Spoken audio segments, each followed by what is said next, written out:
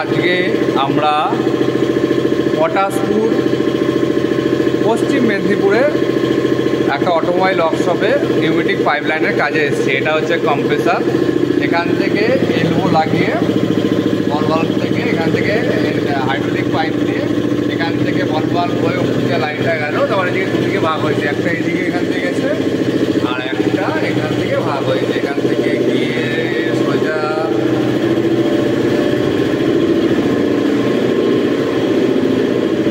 এখান দিয়ে এসে একটা দুটো ড্রপ নেমেছে।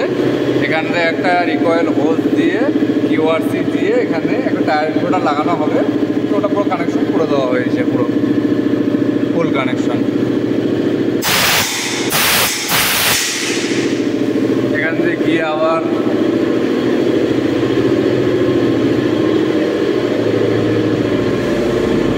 এখান থেকে গিয়ে আবার এখান থেকে একটা লাইন বেরিয়েছে, এখানে আউটলাইন, আর এখান থেকে রেল লাইন করা আছে। আর এখানে দুটো ড্রপ লাইন আছে।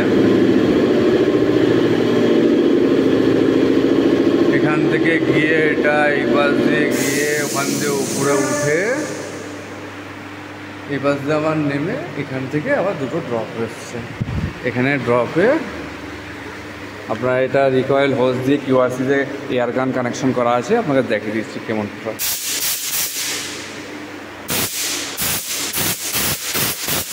এরকম প্রেশার রয়েছে। আর এখান থেকে গিয়ে উপর দিক দিয়ে গিয়ে এখান থেকে এসে এখানে একটা ড্রপ লাইন আছে, আর এখান থেকে গিয়ে কম্প্রেসার কানেকশন হয়ে গেছে। ধন্যবাদ।